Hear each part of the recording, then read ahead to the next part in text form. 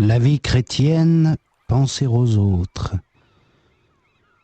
Je vous en prie, frères, au nom de Dieu et de sa grande tendresse, offrez à Dieu votre propre personne comme une victime vivante et sainte, capable de lui plaire. C'est là l'hommage d'une créature raisonnable. Ne vous laissez pas façonner par ce monde, quand c'est le renouveau intérieur qui doit vous transformer. Alors vous pourrez reconnaître ce que Dieu veut, ce qui est bien, ce qui lui plaît, ce qui est parfait. Avec la grâce que j'ai reçue, je peux dire à chacun et à tous, ayez de l'initiative, mais n'exagérez pas. Que chacun fasse usage, mais avec sagesse, des dons de la foi qu'il a reçus de Dieu. Prenez l'exemple de notre corps. Il est un, et il a plusieurs membres. Et les membres ont différentes fonctions. Nous, de même, nous sommes un seul corps dans le Christ. Les membres sont solidaires les uns des autres, et nous avons des capacités différentes selon le don que nous avons reçu. Si tu es prophète, c'est pour donner les lumières de la foi. Si tu es diacre, assure ton service. Si tu es chargé de la formation, enseigne. Si tu es prédicateur, prêche. Si tu es au service de l'entraide, fais-le simplement. Si tu es responsable, sois actif. Si tu es de ceux qui souffrent, fais-le avec joie. La vie chrétienne, l'amour. L'amour doit être sincère. Fuyez ce qui est mal et cherchez toujours le bien. Que l'amour fraternel soit inventif et tâchez d'être les premiers dans le respect mutuel. Soyez actifs et non paresseux. Soyez enthousiastes grâce à l'Esprit et servez le Seigneur. Gardez la joie de l'espérance. Supportez les épreuves et persévérez dans la prière. Partagez avec les frères en difficulté et sachez recevoir chez vous. Bénissez ceux qui vous persécutent, ne les maudissez pas, mais priez pour eux. Partagez la joie de ceux qui sont joyeux et les larmes de ceux qui pleurent. Mettez-vous d'accord, ne rêvez pas de choses extraordinaires, mais soyez à l'aise dans ce qui est humble, et ne vous prenez pas pour des sages. Ne rendez à personne mal pour mal, mais que tous soient témoins de votre bon vouloir. Si c'est possible, essayez de vivre en paix avec tous. Ne vous faites pas justice vous-même, mais laissez agir la justice de Dieu. Car il est écrit « À moi la vengeance, c'est moi qui rendrai à chacun parole du Seigneur. » Au contraire, si ton ennemi a faim, donne-lui à manger. S'il a soif, donne-lui à boire. Et ce seront autant de charbon brûlant sur sa conscience. Tu ne te laisseras pas vaincre par le mal, mais tu vaincras le mal par le bien. Obéir aux autorités. Chacun dans cette vie doit obéir aux représentants de l'autorité, car il n'y a d'autorité que celle qui vient de Dieu, et les charges publiques ont été voulues par Dieu. Donc celui qui résiste à l'autorité s'insurge contre un décret de Dieu, et ceux qui s'insurgent préparent leur propre condamnation. On n'a pas à craindre les chefs quand on fait le bien, mais quand on fait le mal. Veux-tu vivre sans avoir à craindre les autorités? Fais le bien, et tu recevras des éloges. Ce sont des agents de Dieu qui t'aident à faire le bien, et si tu agis mal, fais bien attention. Ce n'est pas pour rien qu'ils sont armés. Ils sont encore les agents de Dieu quand ils punissent les malfaiteurs. Donc, il faut obéir, et pas seulement par peur du châtiment, mais en conscience. C'est ainsi que vous devez payer les impôts. C'est encore comme fonctionnaires de Dieu qu'ils en exigent le paiement. Donc, payez à chacun ce que vous lui devez. L'impôt s'il a droit à l'impôt, la taxe s'il a droit à la taxe, l'obéissance si c'est l'obéissance, le respect si c'est le respect. Tâchez de ne rien devoir à personne, si ce n'est l'amour que vous vous devez entre vous. Et quand on aime le prochain, on est en règle avec la loi. Tu aimeras le prochain comme toi-même. Cette seule parole résume les commandements. Tu ne commettras pas l'adultère, tu ne tueras pas, tu ne voleras pas, tu ne désireras pas, et tous les autres encore. L'amour est donc la parfaite réponse à la loi. Si on aime, on ne fait plus de mal au prochain. Comprenez le temps où nous sommes. C'est l'heure de nous réveiller, car notre salut est déjà plus proche que lorsque nous sommes venus à la foi. La nuit est bien avancée et le jour est proche. Laissons donc là les œuvres des ténèbres et revêtons une armure de lumière. Agissons noblement, comme en plein jour. Pas d'excès de table et d'alcool, pas de coucherie ni d'impureté, pas de querelle ni de jalousie. Revêtez-vous du Seigneur Jésus, le Christ, et ne faites pas ce que la chair vous suggère, ne vous mettez pas au service de ses convoitises. Soyez compréhensifs avec ceux qui sont fragiles. Soyez compréhensifs avec celui qui n'a pas une foi assurée. Pas de discussion qui tourne à la division. L'un se croit autorisé à manger de tout, l'autre est moins sûr et reste végétarien. Celui qui mange ne doit pas mépriser l'autre, et celui qui ne mange pas ne doit pas le critiquer. Le Seigneur l'a accepté comme il est. Qui es-tu pour juger le serviteur d'un autre? Qu'il soit fort ou qu'il tombe, c'est l'affaire de son maître. Mais il sera fort, car son maître a tout pouvoir pour le fortifier. Pour l'un, tous les jours ne portent pas bonheur, pour l'autre, tous les jours sont bons. Que chacun suive son opinion en toute liberté. Celui qui choisit une date le fait pour le Seigneur. Et si on mange pour le Seigneur, et on rend grâces à Dieu. Et si on s'abstient de manger, c'est pour le Seigneur, et pour lui rendre grâce. Aucun de nous ne vit pour lui-même, et aucun ne meurt pour son propre compte. Si nous vivons pour le Seigneur, et si nous mourons pour le Seigneur. Vivants ou morts, nous appartenons au Seigneur. Et c'est pourquoi le Christ devait mourir et ensuite revivre pour être le Seigneur des morts et des vivants. Alors, pourquoi juger ton frère? Pourquoi critiquer ton frère?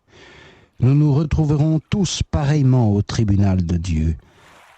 Comme le dit l'Écriture, « Par ma vie, dit le Seigneur, tout genou pliera devant moi, et toute langue reconnaîtra la vérité devant Dieu. » Il est donc clair que chacun de nous rendra compte à Dieu pour lui-même. Cessons de nous examiner mutuellement. Examinons plutôt comment ne pas donner à nos frères des occasions de chute ou de scandale. Je sais, et j'en suis convaincu devant le Seigneur Jésus, que rien n'est impur en soi. Mais cela devient impur pour celui qui le croit impur. Donc, si ton manger offense ton frère, tu ne vis pas selon l'amour. Ne va pas détruire avec ton manger celui pour qui le Christ est mort. Ne provoquez pas la critique quand votre position est bonne. Vous savez que le royaume de Dieu n'est pas une affaire d'aliments et de boissons, mais de vie droite, de paix et de joie dans l'Esprit Saint. Si vous servez le Christ de cette façon-là, vous serez agréable à Dieu, et les gens vous apprécieront. Travaillez donc pour la paix, et pour ce qui nous aide à grandir ensemble. Ne défaisons pas le travail de Dieu pour une affaire de nourriture, car même si tout aliment est pur, il devient impur pour celui qui agit contre sa conscience. Il vaut mieux ne pas manger de viande ou ne pas boire de vin ou n'importe quoi d'autre qui va heurter notre frère. Garde ta conviction pour toi-même devant Dieu. Heureux celui qui use de tout, d'accord avec sa conscience. Mais si quelqu'un mange quand sa conscience proteste, sa propre conviction le condamne. Tout ce qu'on fait contre sa conviction est péché. Si vraiment nous sommes forts, nous devons porter les faiblesses de ceux qui n'ont pas cette capacité au lieu de faire ce qui nous plaît. Que chacun cherche ce qui plaît à son prochain, ce qui est bon et le fera grandir. Voyez que le Christ n'a pas fait ce qui lui plaisait. Il est écrit « Les insultes de ceux qui t'insultaient sont retombées sur moi. » Et ce qui a été ainsi écrit d'avance l'a été pour notre instruction, pour qu'avec la persévérance et le réconfort des Écritures, nous sachions espérer. Que Dieu, avec la persévérance et le réconfort, vous donne aussi de vivre en bon accord selon l'Esprit du Christ Jésus. Alors vous pourrez rendre gloire à Dieu, le Père du Christ Jésus, notre Seigneur, d'un seul cœur et d'une seule voix. Acceptez-vous les uns les autres, comme le Christ vous a accepté pour la gloire de Dieu. Je n'hésite pas à le dire, le Christ s'est fait le serviteur du peuple juif pour tenir les promesses faites à leur Père, parce que Dieu est fidèle. Quant aux autres peuples, ils peuvent rendre gloire à Dieu pour sa miséricorde, comme dit l'Écriture. Pour tout cela, je dirai tes bienfaits à travers les nations, et je chanterai ton nom. Et encore, toutes les nations partageaient la joie de son peuple. Et encore, chantez le Seigneur, toutes les nations, louez-le, tous les peuples.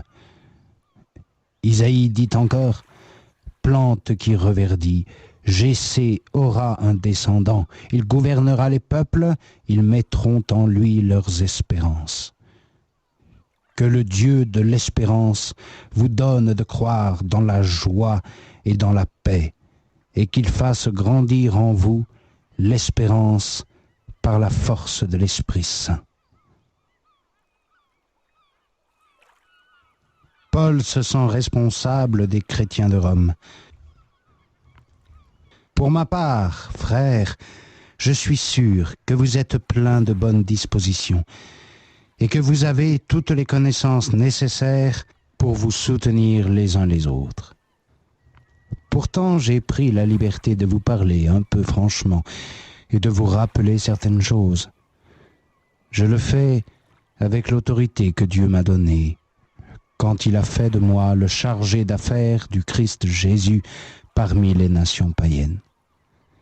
Oui, je suis devenu le prêtre de l'Évangile de Dieu pour que ces nations deviennent une offrande agréable à Dieu, sanctifiée par l'Esprit Saint. J'ai donc dans les choses de Dieu une certaine fierté, comme on peut l'avoir avec le Christ Jésus. Mais je n'oserais pas parler d'autre chose que ce que le Christ a fait à travers moi pour évangéliser les païens, par la parole et par les actes, avec quantité de signes et de miracles et la puissance de l'Esprit. Depuis Jérusalem jusqu'à l'Illyrie, de tous côtés j'ai fait passer l'évangile du Christ. Je me suis bien gardé d'annoncer l'évangile là où déjà on connaissait le Christ, car je ne voulais pas profiter des fondations posées par un autre. D'ailleurs, il est écrit, « Ceux qui n'ont pas reçu le message le verront, ceux qui n'avaient rien entendu le connaîtront. » Collecte pour les frères de Jérusalem. J'avais trop de travail pour aller chez vous, mais puisque je le désire depuis si longtemps et que maintenant il n'y a plus de place pour moi dans ces régions, je le ferai quand j'irai en Espagne. J'espère bien vous voir en passant, et quand j'aurai suffisamment profité de votre compagnie, vous me remettrez sur mon chemin. Pour l'instant, c'est l'aide aux saints qui me fait aller à Jérusalem. Car en Macédoine et en Achaïe, ils ont pensé bon de faire une collecte en faveur des frères de Jérusalem qui sont dans la détresse. Ils ont voulu le faire, et en réalité, ils le leur devaient. Ceux qui ne sont pas juifs ont profité de leur richesse spirituelle. Il était donc juste qu'ils organisent pour eux une aide matérielle. Aussitôt cela terminé, dès que j'aurai mis le point final à cette affaire, je partirai pour l'Espagne, en passant par chez vous. Et je sais que j'arriverai chez vous chargé de toutes les bénédictions du Christ. Je vous en prie donc au nom du Christ Jésus notre Seigneur et au nom de l'amour, fruit de l'Esprit, priez Dieu pour moi. Luttez avec insistance pour que j'échappe aux Juifs de Judée qui s'opposent à la foi et pour que cette aide soit bien reçue des frères de Jérusalem. De cette façon, j'arriverai chez vous avec joie, si Dieu le veut, et je me reposerai parmi vous. Que le Dieu de paix soit avec vous tous. Amen. Saluts et recommandations. Je vous recommande notre sœur Phébé, diaconesse de l'église de Sancré. Recevez-la chrétiennement comme il se doit pour des saints. Aidez-la en tout ce que vous pouvez faire pour elle. Sachez que beaucoup sont en dette avec elle, moi le premier. Saluez Prisca et Aquila, mes collaborateurs dans le Christ Jésus. Ils ont risqué leur tête pour moi et je leur suis reconnaissant comme aussi les églises des nations. Saluez aussi l'église qui se réunit chez eux. Salut à mon cher Épénète, le premier converti chrétien en Asie. Saluez Marie qui a tellement travaillé pour nous. Saluez Andronique et Junias, mes compatriotes qui ont été en prison avec moi. Ce sont des apôtres éminents, convertis au Christ avant moi. Saluez Ampliatus, que j'aime bien dans le Seigneur. Saluez mes collaborateurs Urbanus et mon cher Stachys. Saluez Apelles, toujours ferme dans le Christ, et la famille d'Aristobule. Saluez mon compatriote Hérodion. Saluez les gens de chez Narcisse, qui sont chrétiens. Saluez Tryphème et Tryphose, bonnes travailleuses pour le Seigneur. Saluez ma chère Persis, qui travaille bien pour le Seigneur. Saluez Rufus, l'élu du Seigneur, et sa mère, qui est aussi la mienne. Saluez Asyncrite, Phlégon, Hermès, Patrobas, Hermas, et tous les frères avec eux. Saluez Philologue et Julie, Nérée et sa sœur, et Olympas, et tous les saints avec eux. Saluez-vous mutuellement et donnez-vous le saint baiser. Toutes les églises du Christ vous saluent. Je vous en prie, frères, prenez garde à ceux qui créent des divisions et des scandales en sortant de la doctrine qu'on vous a enseignée. Évitez tous ces gens-là. Ils ne servent pas le Christ, notre Seigneur, mais leur propre ventre. Et ils trompent les ingénus avec leurs belles paroles pleines de piété. Tout le monde sait que vous êtes ouverts à la foi, et j'en suis heureux pour vous. Mais je veux que vous soyez avisés pour le bien et fermes contre le mal. Le Dieu de la paix écrasera Satan sous vos pieds d'ici peu. Que la grâce de Jésus notre Seigneur soit avec vous. Mon collaborateur Timothée vous salue, également mes compatriotes Lucius, Jason et Sosipatros. Moi aussi, Tertius, qui ai écrit la lettre, je vous salue dans le Seigneur.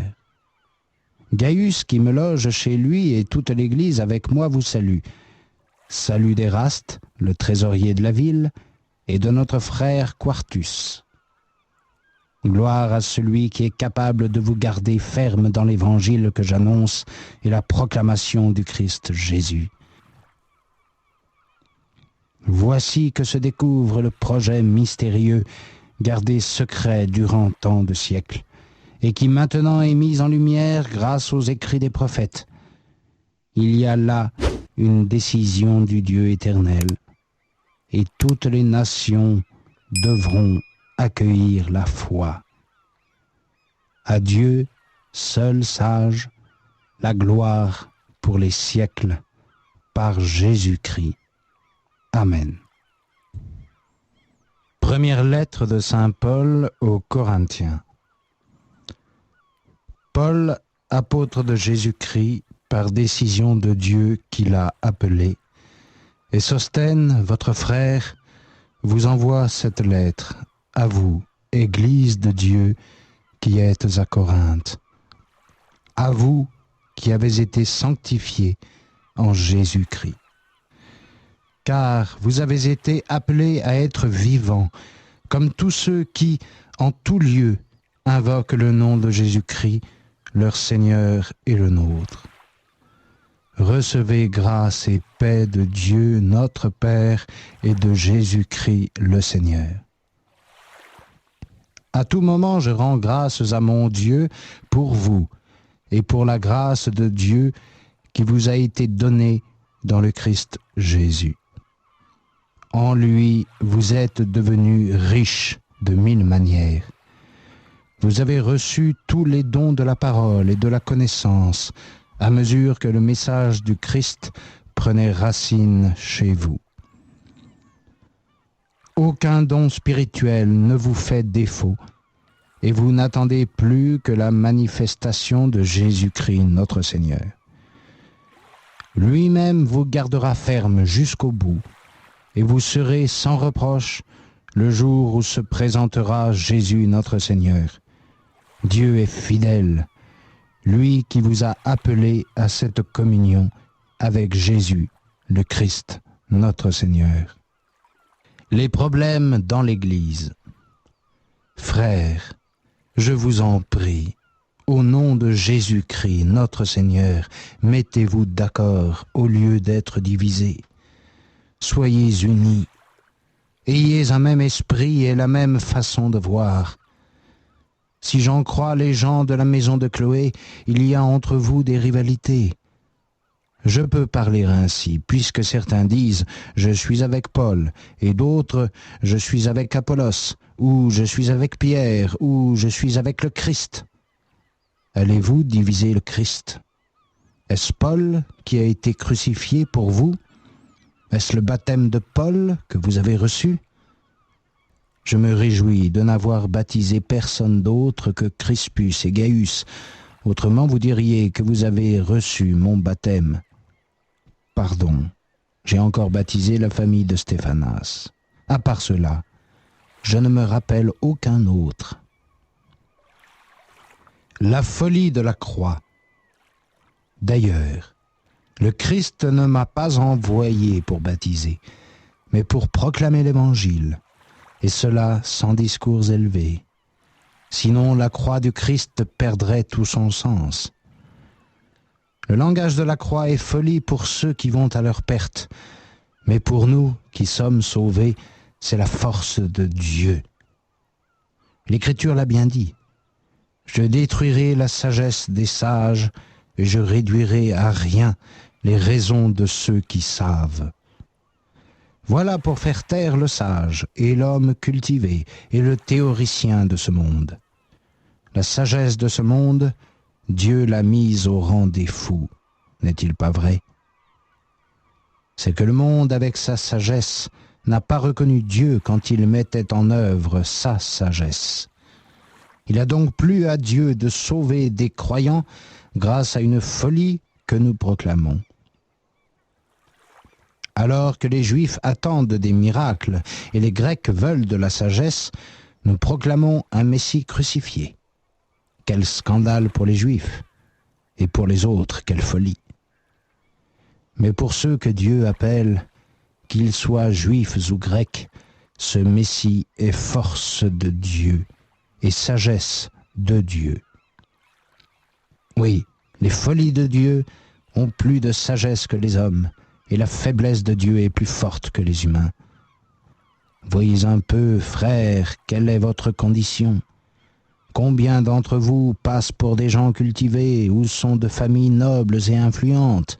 Bien peu. Mais Dieu a choisi ce que le monde considère comme ridicule pour ridiculiser les sages. Et il a pris ce qui est faible en ce monde pour humilier les forts. Dieu a choisi ce qui est commun et méprisé en ce monde, ce qui ne compte pas, pour réduire à rien tout ce qui compte. Et ainsi, nul mortel ne pourra se vanter devant Dieu. C'est à Dieu que vous devez d'être à présent dans le Christ Jésus, lequel s'est fait notre sagesse, une sagesse de Dieu, et il est nos mérites, notre sainteté, le prix de notre liberté. Ainsi donc, comme il est écrit, celui qui se sent fier, qu'il soit fier du Seigneur. Moi-même, frère, quand je suis allé chez vous pour vous annoncer le mystérieux projet de Dieu, je ne suis pas venu comme un beau parleur ou un intellectuel. Avec vous, je voulais être seulement celui qui connaît Jésus, le Messie, et Messie crucifié. Et pour mon compte, je me suis senti faible au milieu de vous. J'avais des craintes et je tremblais quelque peu. Je n'avais pas de grands mots, ni de discours bien arrangés pour vous dire mon message. Et pourtant, ce fut une démonstration d'esprit et de puissance. Car il fallait que votre foi s'appuie non sur la sagesse humaine, mais sur la force de Dieu. L'Esprit nous enseigne les secrets de Dieu. Il est vrai que nous parlons sagesse avec les parfaits, mais cette sagesse n'est pas de ce monde et ne vient pas des grands de ce monde, puisqu'ils sont éliminés. Nous enseignons le mystère de la sagesse divine, c'est-à-dire le plan secret que Dieu a formé dès le commencement pour nous mener jusqu'à la gloire. Cette sagesse, aucun des grands de ce monde ne l'a connue. S'il l'avait connue, il n'aurait pas crucifié le Seigneur de la gloire.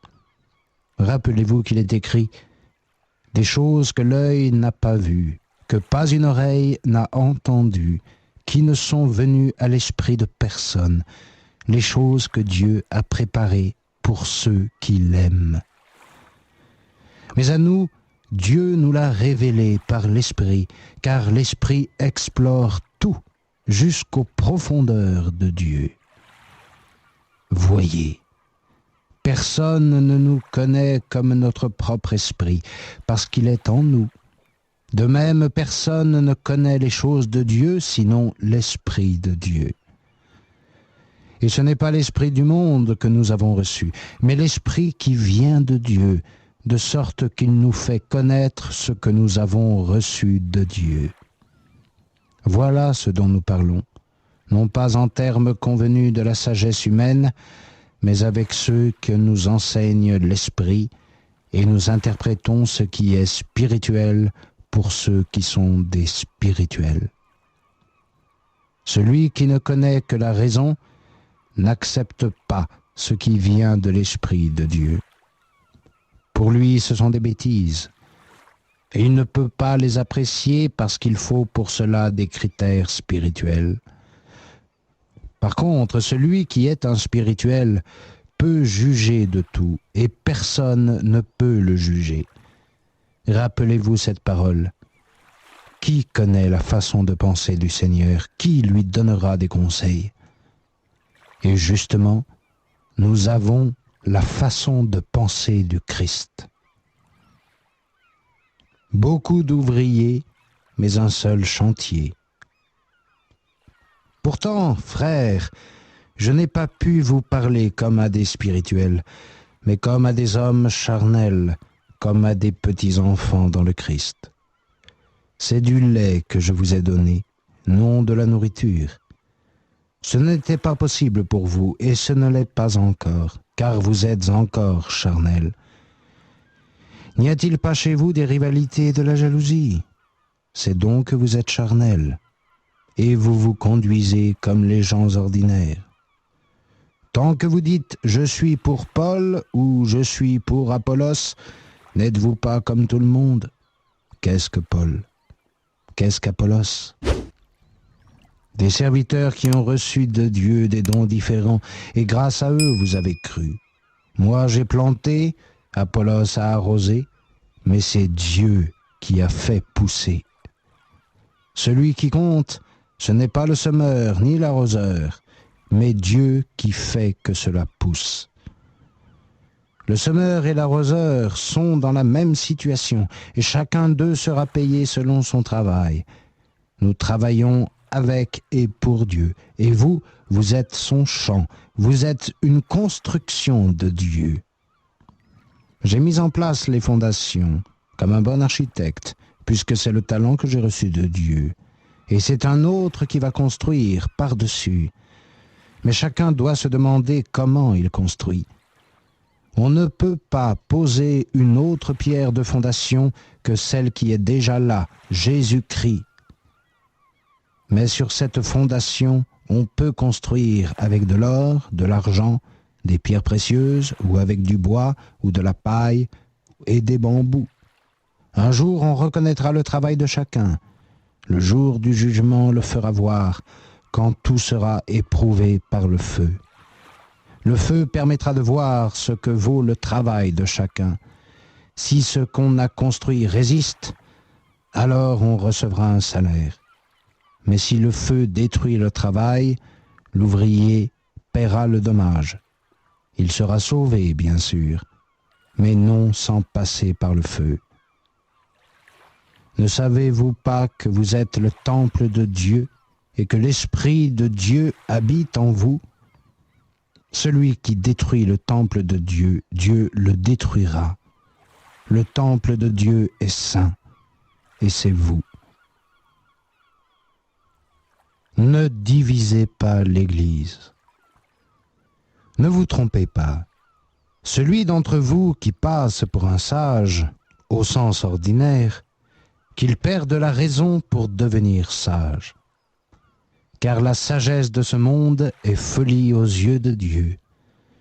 L'Écriture le dit, il prend les sages au filet de leurs propres astuces. Et encore, le Seigneur connaît les arguments des sages et sait qu'ils ne valent rien. Donc ne vous vantez jamais de vos grands hommes. Pensez que tout est pour vous, que ce soit Paul, Apollos ou Pierre, que ce soit le monde, la vie, la mort, le présent ou le futur, tout est à vous. Mais vous, vous êtes au Christ, et le Christ est à Dieu. Qu'on nous regarde comme des serviteurs du Christ et des administrateurs des mystères de Dieu. Et, bien entendu, on exigera d'un administrateur qu'il fasse son travail. Mais de mon côté, ce n'est pas votre jugement sur moi qui me préoccupe, ou celui d'une autorité humaine. Je ne veux même pas me juger moi-même. Bien que je n'ai rien à me reprocher, ce n'est pas assez pour me justifier. Mon juge, c'est le Seigneur. Aussi bien, ne jugez pas d'avance. Attendez que vienne le Seigneur. Lui mettra en lumière ce que cachaient les ténèbres et révélera les intentions des cœurs. Alors chacun recevra de Dieu ses éloges. Frères, j'ai pris ces comparaisons pour vous parler de moi et d'Apollos. Apprenez à ne pas vous servir de l'un ou l'autre de nous pour vous enfler vous-même. Faut-il qu'on te remarque? Qu'as-tu que tu n'aies reçu? Et si tu l'as reçu, pourquoi te vanter comme si cela venait de toi? Chrétiens installés et militants persécutés. Mais voilà, vous êtes riches et repus, et vous êtes des rois loin de nous. Si seulement vous étiez des rois, nous pourrions partager avec vous. Car il me semble que nous, les apôtres, Dieu nous a mis à la dernière place comme des condamnés à mort. Nous sommes un beau spectacle pour le monde, pour les anges et pour les hommes. Nous sommes les fous du Christ, alors que vous, vous avez la sagesse chrétienne. Nous sommes faibles et vous êtes forts. Vous êtes des gens bien et nous sommes méprisables. Jusqu'à ce jour, nous avons faim et soif et nous souffrons du froid. On nous gifle et on nous envoie ailleurs. Et nous nous fatiguons à travailler avec nos mains. On nous insulte quand nous bénissons. On nous persécute et nous supportons. Nous sommes diffamés, mais nous réconfortons les autres. Nous voilà devenus les balayeurs du monde et les gens peuvent nous mettre au fumier. Tout cela, je ne l'écris pas pour vous faire honte, mais pour vous corriger comme des enfants bien-aimés. Car même si beaucoup de gens peuvent vous mener au Christ, vous n'avez pas plusieurs pères. Et c'est moi qui vous ai donné la vie dans le Christ Jésus grâce à l'Évangile. C'est pourquoi je vous dis, suivez mon exemple. Et c'est la raison pour laquelle je vous envoie Timothée, mon fils bien-aimé et digne de confiance dans le Seigneur. Il vous rappellera mes règles de vie chrétienne, telles que je les enseigne en tout lieu, dans toutes les églises. Certaines personnes se sont montées la tête en pensant que je ne viendrai pas, mais je serai bientôt chez vous, si le Seigneur le veut. Et je verrai non pas leurs belles paroles, mais de quoi ils sont capables. Car le royaume de Dieu n'est pas une affaire de discours, mais de puissance. Que préférez-vous? Que j'arrive chez vous avec la baguette, ou bien avec l'amour et l'esprit de douceur? Un cas d'excommunication. Vous faites surtout parler de vous par une affaire de mœurs. Une affaire de mœurs comme on n'en trouve pas, même chez les païens. Quelqu'un vit avec la femme de son père. Et vous êtes fiers. Vous feriez mieux de prendre le deuil et d'expulser celui qui a fait cela. Sachez donc que j'ai jugé le coupable, comme si j'étais présent. Car je suis absent de corps, mais présent par l'esprit. Vous allez vous réunir, vous et mon esprit, au nom de Jésus, notre Seigneur, et avec sa puissance. Et vous allez le livrer à Satan pour que tous les fléaux tombent sur lui, mais que son esprit soit sauvé au jour du Seigneur. Vous pouvez vous vanter. Ne savez-vous pas qu'un peu de levain fait lever toute la pâte? Dehors le vieux levain, purifiez-vous et soyez une pâte neuve, car le Christ est notre victime pascale, et vous êtes le pain sans levain. Donc plus de vieux levain, levain du mal et du vice, mais célébrez la fête avec le pain sans levain, c'est-à-dire la pureté et la vérité. Dans ma lettre, je vous ai dit de ne pas fréquenter les gens de mauvaise conduite. Je ne parlais pas des non-chrétiens qui pratiquent la liberté sexuelle, ou qui veulent avoir toujours plus, ou qui profitent des autres, ou qui adorent les idoles. Sinon, vous devriez sortir de ce monde. Je vous disais de ne plus fréquenter celui qui porte le nom de frère, mais qui, de fait, pratique la liberté sexuelle, ou qui veut en avoir toujours plus, ou qui est un calomniateur, ou un buveur, ou qui profite des autres. Ne mangez même pas avec lui. Je n'ai pas à juger ceux du dehors, mais ceux qui sont à l'intérieur. N'est-ce pas à vous de les juger? Ceux du dehors, Dieu les jugera, mais vous, enlevez le mauvais. Ne faites pas de procès à d'autres croyants. Si l'un d'entre vous a un différend avec un autre croyant, comment ose-t-il aller en justice devant les païens et non devant les saints? Ou bien ignorez-vous que nous, les saints, nous jugerons le monde?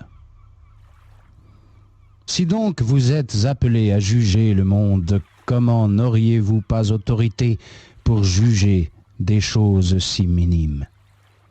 Ne savez-vous pas que nous jugerons les anges? À plus forte raison les affaires quotidiennes. Vous devriez renvoyer ce genre d'affaires au tout dernier de la communauté. Je le dis à votre honte. C'est à croire qu'il n'y a personne parmi vous qui soit de bon conseil et puisse servir d'arbitre entre ses frères. Et c'est ainsi qu'on se traîne en justice entre frères, et cela devant des non-croyants. De toute façon, c'est déjà un échec que d'avoir des procès entre vous. Pourquoi ne pas souffrir plutôt l'injustice? Pourquoi ne pas vous laisser plutôt déposséder?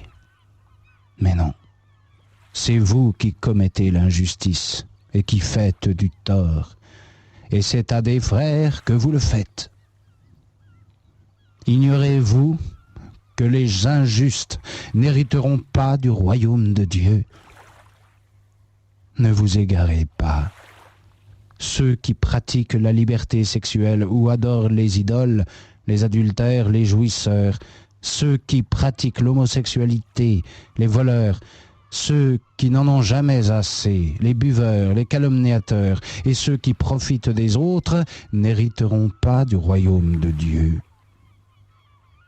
C'était le cas de plusieurs d'entre vous. Mais vous avez été lavés. Vous avez été sanctifiés.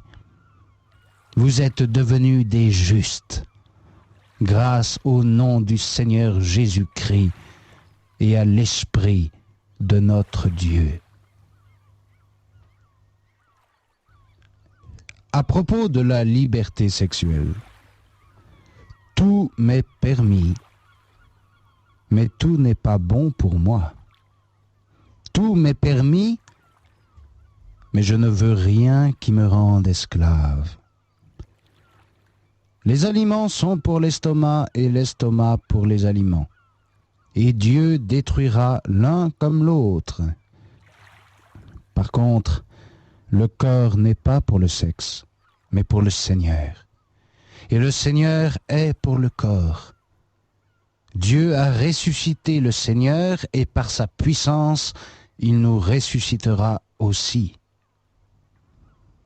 Ne savez-vous pas que vos corps sont les membres du Christ?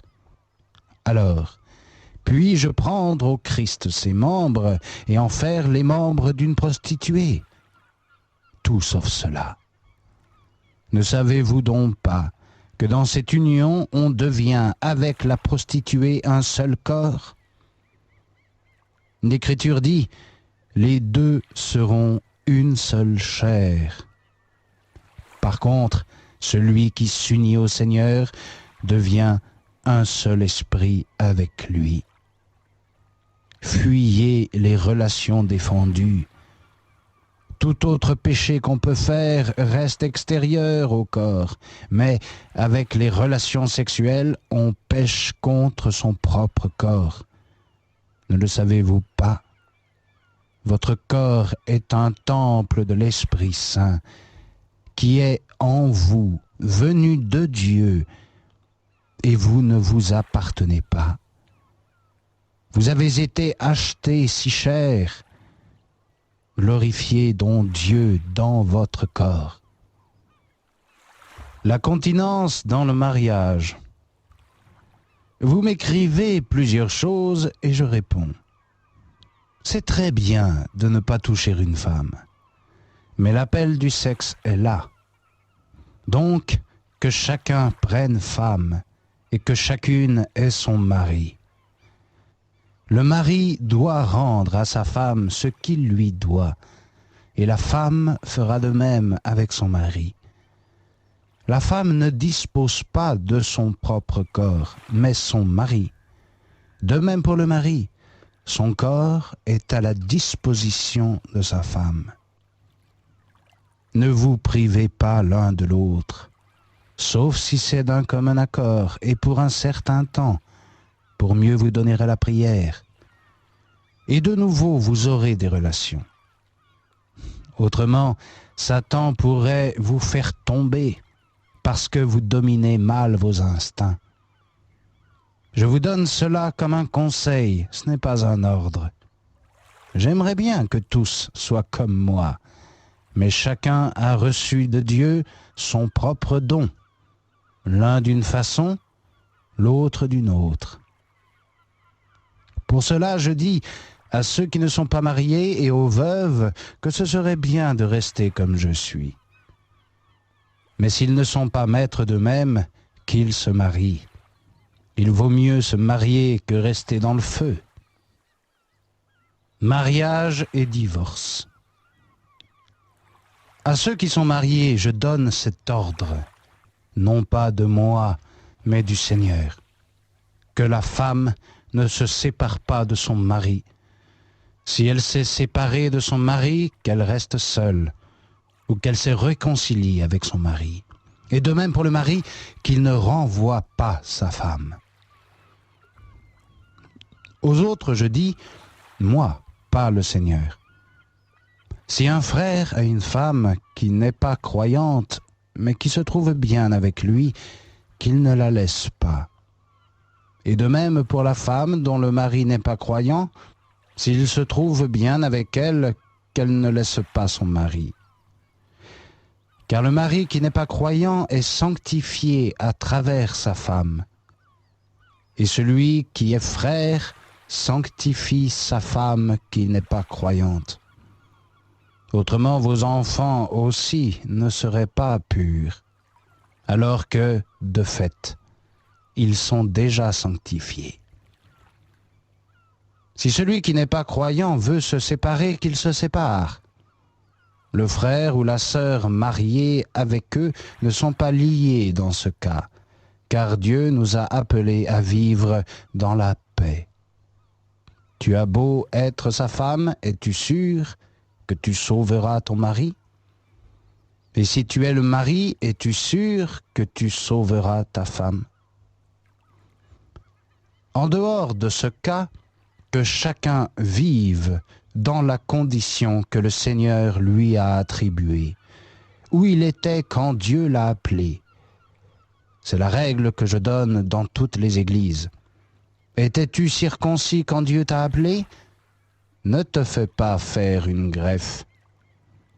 Et si Dieu appelle un non-juif, qu'il ne se fasse pas circoncire. Ce qui importe n'est pas la circoncision, et pas davantage de ne pas l'avoir, mais de garder les commandements de Dieu.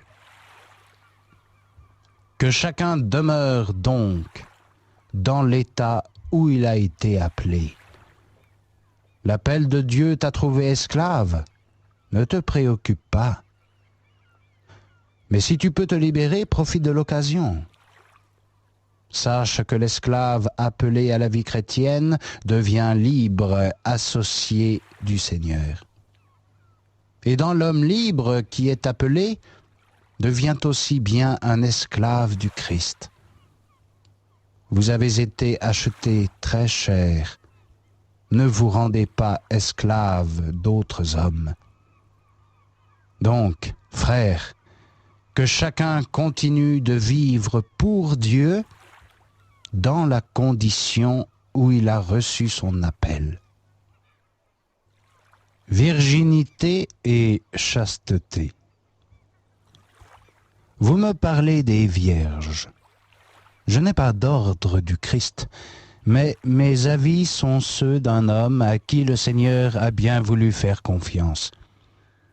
Je pense que c'est une belle décision. Vu les difficultés actuelles, je pense que c'est bien de vivre ainsi. Es-tu engagé avec une femme? C'est bien. Es-tu sans engagement? Ne cherche pas de femme. Tu ne fais pas mal si tu te maries, et de même la fille qui se marie, elle ne fait pas de péché. Mais ceux qui se marient auront bien des épreuves sur le plan humain, et je voudrais vous les épargner. Je m'explique, frère. Le temps s'est raccourci. De toute façon, Ceux qui ont pris femme doivent vivre comme s'ils n'en avaient pas. Ceux qui pleurent comme s'ils ne pleuraient pas. Ceux qui sont heureux comme s'ils ne l'étaient pas. Ceux qui achètent comme s'ils ne possédaient pas. Et ceux qui jouissent de la vie présente comme s'ils n'en jouissaient pas. Car les situations de ce monde sont en train de passer.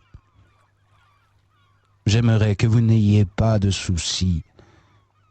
Celui qui n'est pas marié est tout occupé du Seigneur et il veut lui plaire. Par contre, celui qui est marié est tout occupé de choses de ce monde, cherchant comment plaire à sa femme. Et il est divisé. La femme qui reste vierge ou qui vit seule est tout occupée du Christ et s'efforce d'être sainte de corps et d'esprit. Par contre, la femme mariée est tout occupée de choses de ce monde. Elle doit plaire à son mari. Je vous dis cela non pour vous tendre un piège, mais pour votre bien, en vue d'une vie plus noble, et vous serez totalement unis au Seigneur. Quelqu'un peut se sentir gêné vis-à-vis de sa fiancée qui est encore vierge et prend de l'âge. S'il pense que c'est la bonne solution, qu'il fasse pour le mieux, il ne pêche pas, qu'il se marie. Mais il se peut qu'un autre reste ferme. Il se sent très libre et maître de sa propre décision, et il décide de la laisser vierge. S'il le fait, il agira très bien. Donc celui qui épouse cette fille qu'il avait gardée vierge agit bien, et celui qui ne l'épouse pas fait mieux encore. La femme est liée tout le temps que vit son mari. Quand le mari est mort, elle peut se remarier avec qui elle veut, pourvu que ce soit un mariage chrétien. Mais elle sera plus heureuse si elle reste seule, comme je le conseille, et je crois avoir moi aussi l'Esprit de Dieu. Peut-on accompagner les païens dans leurs sacrifices ? Parlons des viandes consacrées aux idoles. Bien sûr, tous nous avons la connaissance, mais la connaissance nous enfle, pendant que l'amour construit. Celui qui croit savoir quelque chose, il ne sait pas encore ce que doit être la connaissance. Par contre, si quelqu'un aime Dieu, celui-là est connu de Dieu. Peut-on manger les viandes consacrées aux idoles ? Nous savons que l'idole n'est rien dans la réalité et qu'il n'y a pas d'autre Dieu que l'unique. Bien sûr, on parle de Dieu aussi bien dans les cieux que sur la terre, et cela fait beaucoup de dieux et beaucoup de seigneurs. Mais pour nous, il n'y a qu'un seul Dieu, le Père. Tout vient de lui et nous allons vers lui. Et il n'y a qu'un seul Seigneur, Jésus, le Christ. Tout dépend de lui et nous dépendons de lui. Mais tous n'ont pas la connaissance.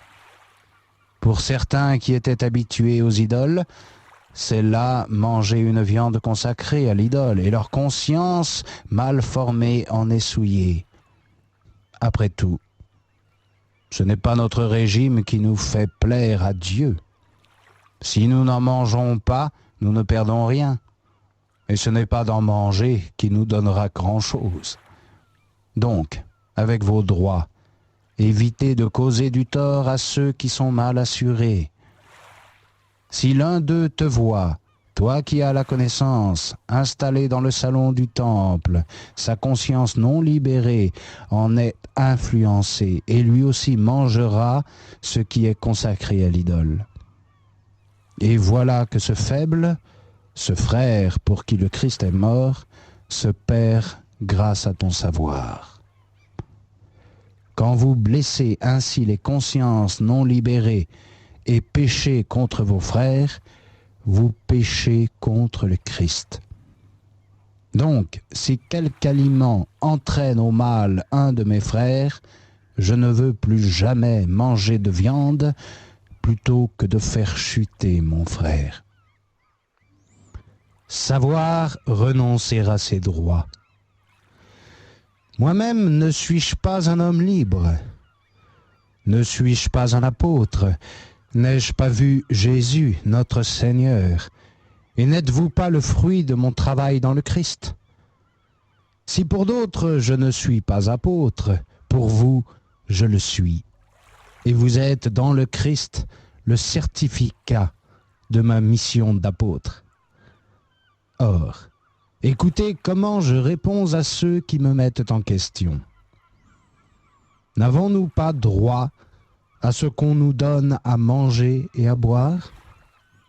N'avons-nous pas le droit de nous faire accompagner par une femme, une sœur, comme le font les autres apôtres et les frères du Seigneur et Pierre lui-même?